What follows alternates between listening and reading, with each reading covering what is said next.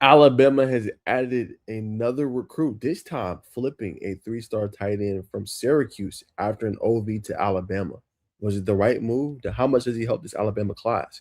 And should Bama fans be concerned having a top 52 class according to 247 and a top 31 class according to Rivals? We're going to talk about it.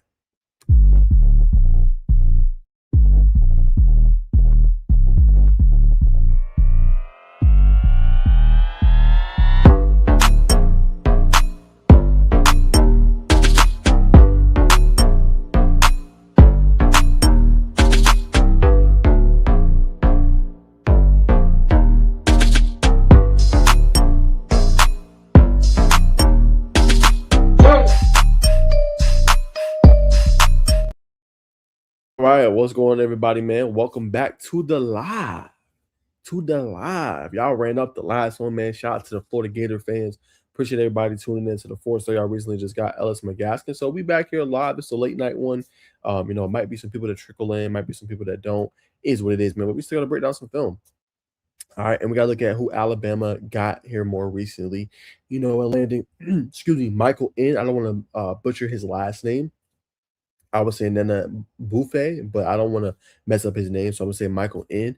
But he's a three-star tight end. Played at St. Francis Academy. Before that, he was at Cardinal, I believe in New York. So he obviously came down playing for a powerhouse team. They don't keep stats, I don't think, from when I looked it up, man. But obviously, as you guys can see right here, man, a major flip for the Alabama Crimson Tide and everything that they want to do, and obviously moving forward. 6'5", 242, made the decision on his June 5th through the 7th official visit.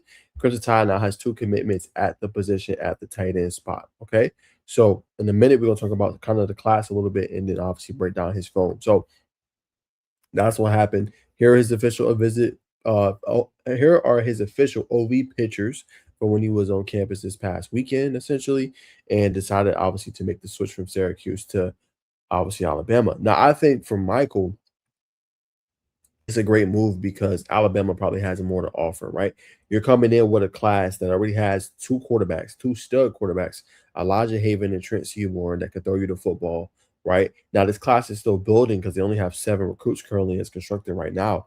But excuse me, if you're Alabama, you get a guy that has a huge catch radius, 6'5", you know what I'm saying? He can go up and get the ball in the paint, you know what I'm saying, in the red zone, and he can make those spectacular plays that you're going to need, when you play these type of teams in the SEC, right? And you look at 6'5", 242, we can get him 6'5", 255, 6'5", 260, and he could be a major difference maker in the pass game and another threat that we have on offense to go with our quarterbacks, right? And right now we got Austin Mack and Keelan Russell.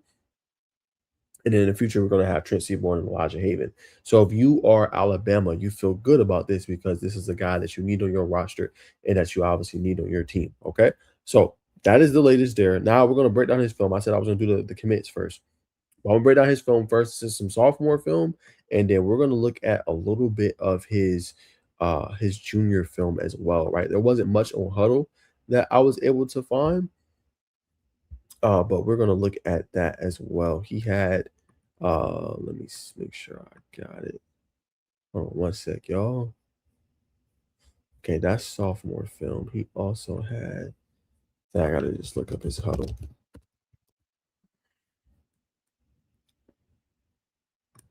Okay, here we go. Okay, he had like a draft one, which was about a minute. So we'll look at that film too afterwards, and break also that down today on the show. So that was number one. And like I said, real quick, I'm saying, he is a consensus 3-star prospect, as you guys can see. 3-star composite, number 100, no, number 1028 nationally, number 53 tight end, number 26 player in Maryland, as well, right? So let's explore a little bit more about him and everything that he brings to the table. Okay, this ad just ended. I'm gonna pause that and let's pull up this one. So this is sophomore film, guys.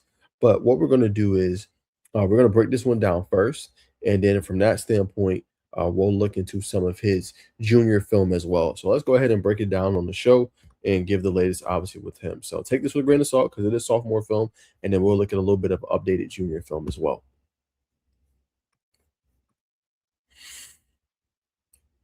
All right, so here we go right here. Okay, so this one's playing for his previous school. Big time major catch radius right there, as you guys can see. Right there, being able to move the sticks, carry some defenders for a nice first down. but good strong hands as you guys can see. Okay, let's see. So here he is here. Okay, right here running a nice little out route. And I like this one right here. Like good adjustment to the football, right? Bending down low, go down and go get it. Nice catch, not a great throw. Okay, here he should be in this slot over here, I would assume. Yes. Okay, I was right. Okay, playing the slot. Let's see. Okay, like this. This is just a little bubble screen right here. Nice smooth catch. Being able to make the defender miss. Carrying guys, getting a smooth first down. Okay, nothing too crazy. Here he is here. You can't miss him at the 6'5", 240 frame. This one looks like he's blocking. Okay, so now this is hat on the hat. This guy's block. Can you make a big time block on this defender right here and open up this guy? Let's see what we see. Okay, good job scoring up with them. Good job riding him all the way down the field. Major pancake block to be expected. That's how you should do it. Obviously 6'5", 240 frame, but good major pancake block there. Same thing, bubble screen. Can you get a hat on the hat? Can you block as a tight end? Let's see. Okay, this one he recovered well, but he did kind of whiff. See? Because the defender kind of got him. He kind of whiffed on the block, but was able to recover well right there and did a good job, obviously, finishing this play and blocking him out of bounds. So that was a good finish to that play. Okay, here he is right here on this interior.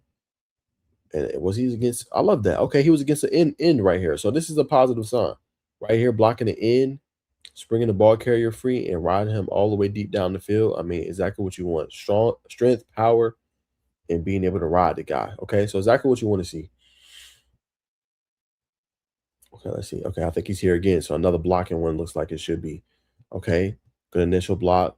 Getting him out of the way. That's perfect. That one I would actually move up even more for Michael if I was him, right? Because here he shows the block, right? There's no hole. He opens up this play for his wide receiver. He goes down immediately, but look at him go and finish this play, right? Exactly what you want to see from your tight end and what he can be able to bring to the table. So last couple ones we're seeing him blocking. So love to see that. Another one. Big time blocking the running game. Good job staying hat on the hat and being able to extend all the way deep down the field, right? So showing that physicality, showing I ain't soft, right? Showing I can make the blocks, I can make the plays down the field that spring my teammates free, right? Everything that you definitely want to see from your tight end. Okay, here he's against the edge. Another strong block. Okay, here he is here on this end. Let's see. Okay, that was nothing too crazy, right towards the end there. Obviously being able to make a little bit of paper, a little bit of space. Okay, let's see what else we got. Should be right here. Okay, once again, putting the hand in the dirt. Okay. Oh no, my bad. I was wrong one. This one right here. Okay. Little pass pro. That's solid though. I mean, to be a tight end blocking like that, that's solid. Right? He's not an offensive lineman, so that was pretty good against that big boy right there. Right? Fortunately, I was a pick, but solid block. Okay, third down, money down. Let's see what we got right here. Okay, here he is here. Looks like he'll get a pancake block. Smooth finish right there.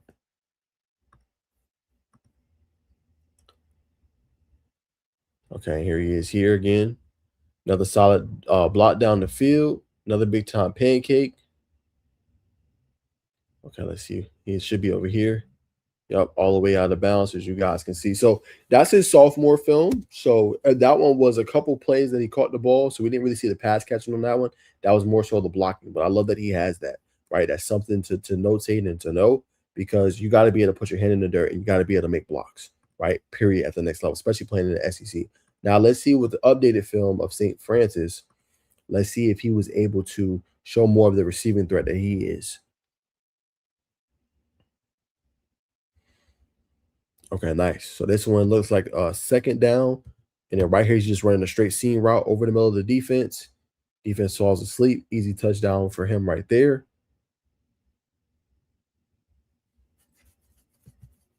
Okay, let's see what we got here. Okay, nice smooth catch right there, making a miss. Good job dropping the shoulder. That's a great finish to that play. And right, showing the ability after the catch, make the first defender miss, and then drop your shoulder and get that first down. Right, exactly what you want to see from your tight end. And then here, I'm assuming he's blocking. Yeah, so already seeing more physical, making bigger plays, you know what I'm saying, being able to make bigger blocks down the field. So you're seeing that difference in that weight, that frame compared to sophomore year to what he is now.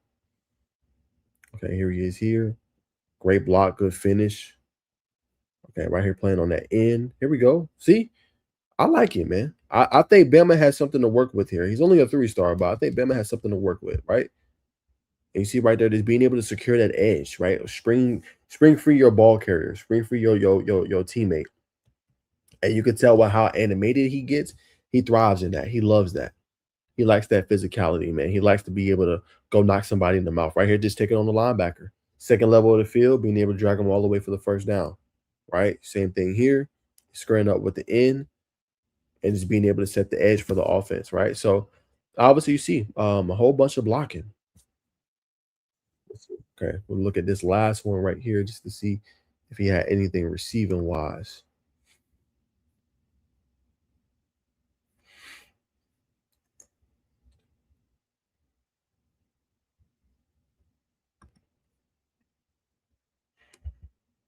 Okay, here we go. This will be the last little one we look at.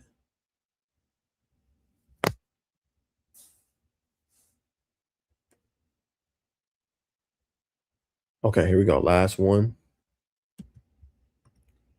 Okay, let's see. Good job squaring up. Okay, yeah, we seen that on the last play. Oh, is that it? Oh,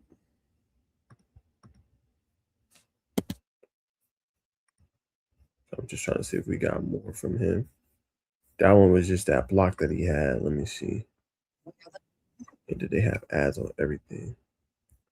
Okay, let's see if we can get one more good one, y'all. Y'all bear with me. I'm trying to see if we get one more good one out of Michael before I give my final synopsis of him as an athlete and what he can bring to the table.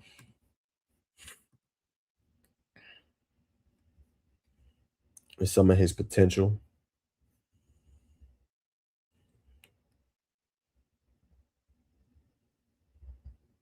Okay, let's see. This should be the last one, y'all. Here, I'm gonna make sure y'all see this tab.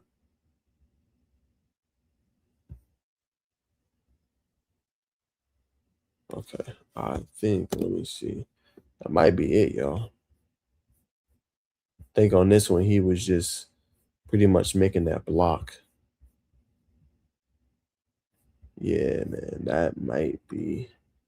And they playing another ad. And I think it was just him making a block in the interior. So I'm gonna leave it there. And obviously it wasn't a whole bunch of film, unfortunately, but what I'm gonna go ahead and base this into, okay, so we're gonna pull him back up one more time.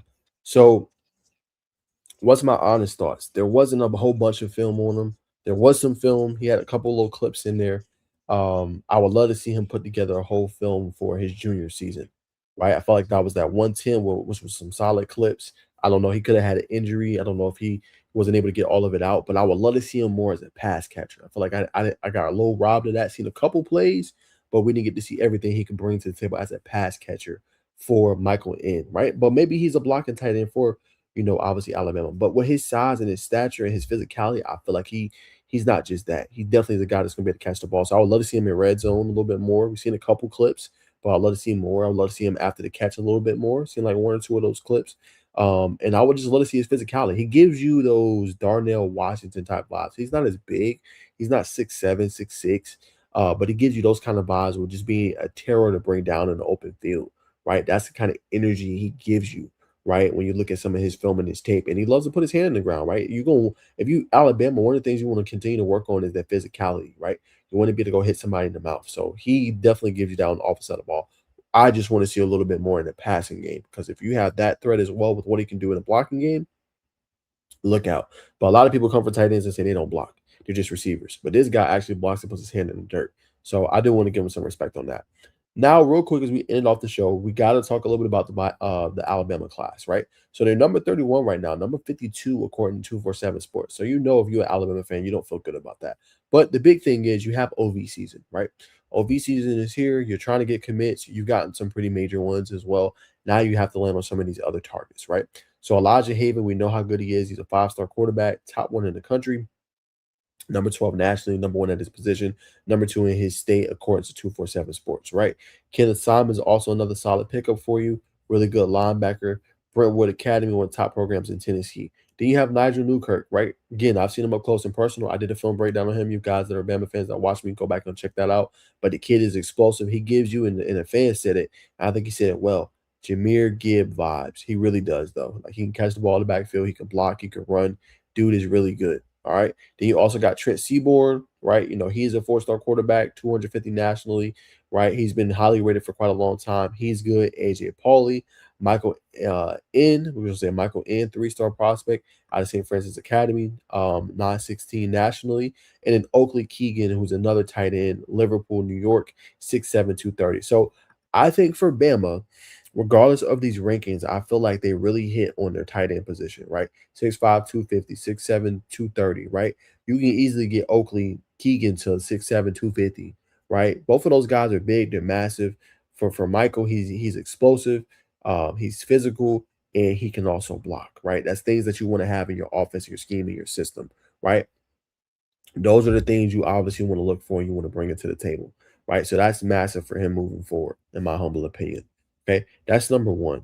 Number two, you just got to hit on a couple more things, right? You need a couple more edge rushers in there. You need another linebacker, right? You need some more receivers, right? This receiver class is not going to cut it. 7 commits and none of the receivers is not going to cut it. You got to get more receivers. You need more offensive linemen, right? For sure, right? You need to get a couple of defensive linemen in there. You got some edge. You got an edge rusher, but you need a defensive lineman on the interior, right? And then you also need to get some secondary in there too. Now, MJ Burnett was a guy they were after. He recently just committed to Georgia Tech.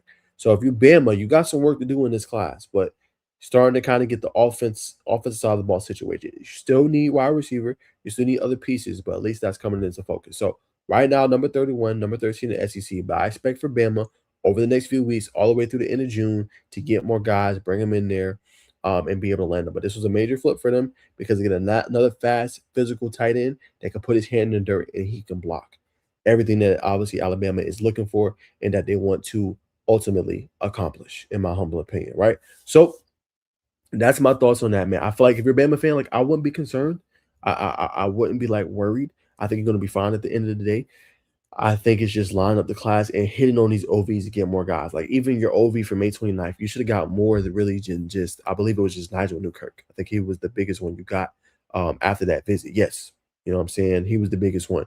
You need more commits for sure if you're Alabama. And you got the quarterbacks. You need your quarterbacks to start recruiting. You need Trent Seaborn to start recruiting.